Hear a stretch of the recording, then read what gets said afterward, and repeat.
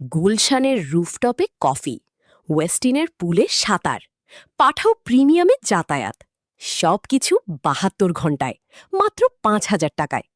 আমি করেছি, আর আজ থেকে ৭ দিনে আপনাকে পুরো প্লেবুক দিচ্ছি। আপনি ইনস্টাগ্রাম স্ক্রোল করেন, দেখেন কেউ লে মেরিডিয়ানে ব্রাঞ্চ করেছে, কেউ ওয়েস্টার্নের পুলে রিল্যাক্স করেছে, কেউ অ্যারিংয়ের নতুন কালেকশন নিয়ে পোস্ট দিচ্ছে, আর আপনি ভাবেন এই লাইফ আমার জন্য না।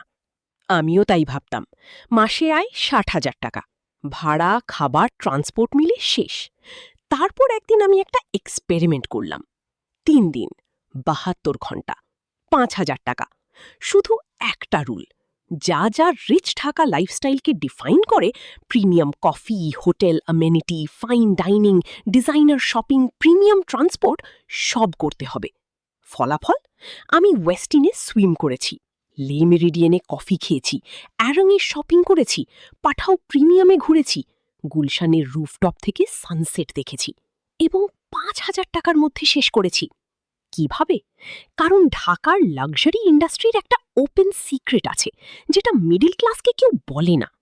৮০% লাক্সারি এক্সপিরিয়েন্স আসলে অ্যাক্সেসিবল যদি আপনি টাইমিং, সিস্টেম আর প্রাইসিং স্ট্রাকচার জানেন। বাকি 20% হলো পিওর স্টেটাস থিয়েটার, যেটা রিচরাও প্রাইভেটলি বলে ওয়েস্ট অফ মানি। এই ৭ দিনে আমি আপনাকে পুরো ব্রেকডাউন দেব। প্রতিদিন একটা category: coffee, food, hotel amenity, transport, shopping, social signal, আর ফাইনালি পুরো প্লেবুক। কালেক ডে 2 ফাউন্ডেশন।